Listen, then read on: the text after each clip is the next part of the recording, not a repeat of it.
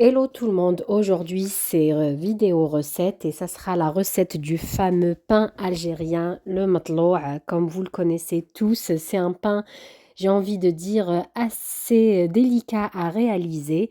J'ai vraiment essayé de vous simplifier la recette en vous mettant comme d'habitude des mesures exactes. Aussi, j'ai fait la version sans pétrin. Comme ça, la recette sera accessible à tout le monde. Vous pouvez la faire de la même façon avec le pétrin si vous le souhaitez. Je vais vous expliquer la petite astuce pour vous faciliter le pétrissage. Comme vous remarquez ici en vidéo, j'ai fait 2 bols de semoule fine et un bol de farine. Je vous mettrai en barre de description en grammes combien j'ai mis exactement de semoule et de farine. Ensuite, vous mettez 3 cuillères à café de sel. Là, je vous ai montré la différence entre les 2 cuillères. Comme ça, vous comprenez pourquoi je mets 2 petites cuillères car j'ai une cuillère à glace dans les bocaux de mes épices. Donc là, quand je mets 2 cuillères, c'est l'équivalent d'une cuillère à café. Et bien sûr, je me répète à chaque fois, le sel, la quantité de sel est vraiment facultative en fonction de chaque famille. Donc là, comme d'habitude, pour chaque mesure de semoule et de farine, c'est ma petite astuce, moi, au quotidien, pour avoir vraiment le dosage du sel exact, je mets une cuillère à café. Ensuite, je rajoute une cuillère à café d'un mélange de graines. Vraiment, les graines, c'est ce que vous avez de disponible chez vous. Par exemple, les graines de nigel, les graines de sésame, graines d'anis. Vraiment, c'est facultatif. Ici, je mets le tout de côté et je viens préparer ma levure boulangère.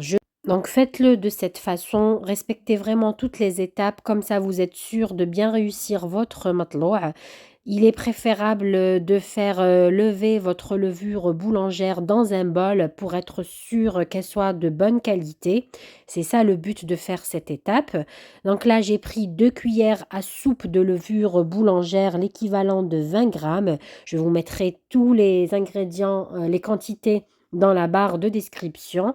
Dans la liste des ingrédients, comme d'habitude, j'ai rajouté une cuillère à soupe de sucre et un bol d'eau tiède pour laisser lever. Donc, je vous mets en millilitres combien j'ai mis d'eau tiède exactement pour toute la recette du pain algérien, du matloua.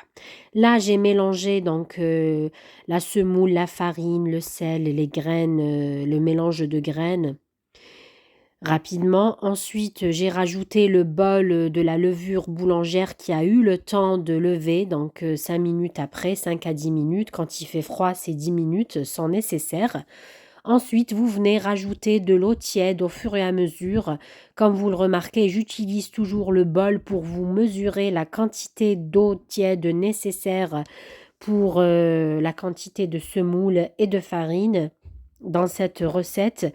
Donc l'astuce pour ne pas donc vous fatiguer à trop pétrir votre pain, c'est d'obtenir une pâte assez collante et pas très dure.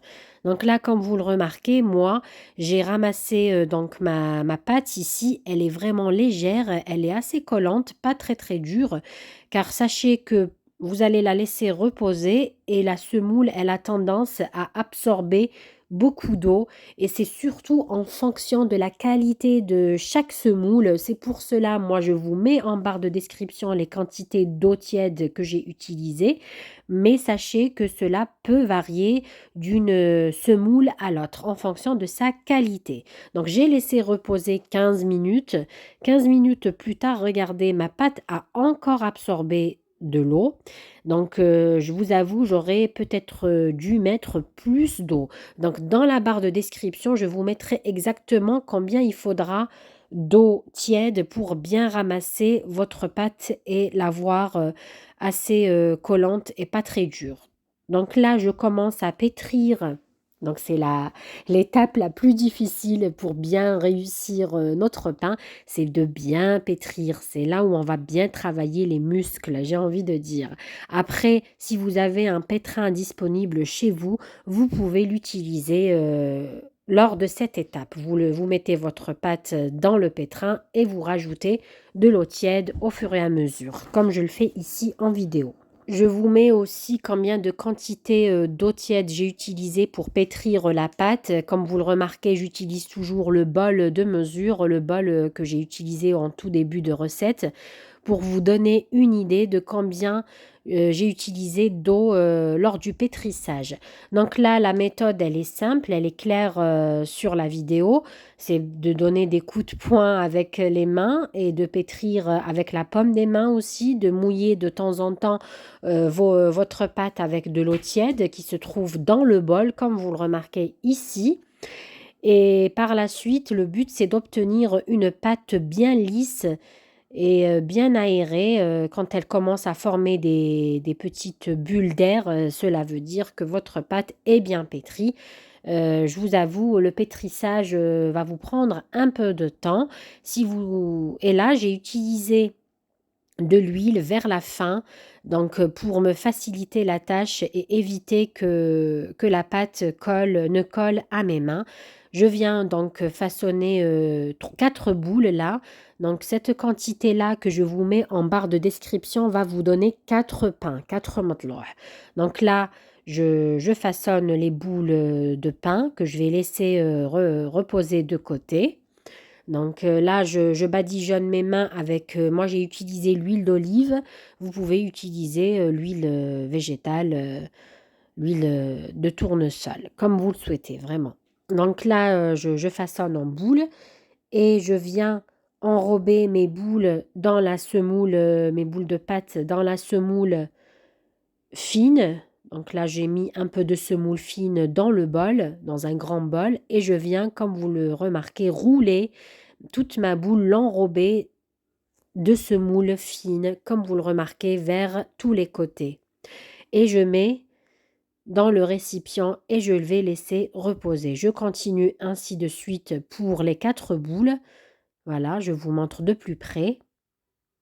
Donc, je remets les boules dans, comme on dit chez nous, le gas'a. Voilà. Et je couvre avec un torchon propre et je laisse reposer 15 minutes ma pâte. Après 15 minutes, la pâte aura doublé de volume. Vous venez refaire la même étape. Vous prenez un torchon propre que vous allez mettre sur un plan de travail. De préférence, il faut qu'il soit à côté de la plaque de cuisson. Vous saupoudrez comme vous l'avez remarqué en vidéo, votre torchon avec de la semoule fine, comme je le fais ici. Vous venez enrober votre boule de pâte dans tous les côtés avec de la semoule et l'aplatir en même temps sur ou bien un plateau ou bien donc si vous êtes débutante, il vaut mieux utiliser un plateau que vous pouvez mettre juste à côté de votre poêle au tagine pour cuire et ne pas aplatir votre matelot et le garder bien bombé. Donc là, je vous montre, j'ai mis ici dans un plateau un torchon, j'ai fait pareil, la même méthode, j'ai saupoudré de semoule fine, j'ai aplati ma boule avec de la semoule, j'ai fait ça avec les 4, donc j'ai utilisé 2 plateaux et une planche donc en bois que je peux transporter. Ici, j'ai mis mon plateau, donc après 15 à 20 minutes de repos, donc le pain donc, aura eu le temps de doubler de volume.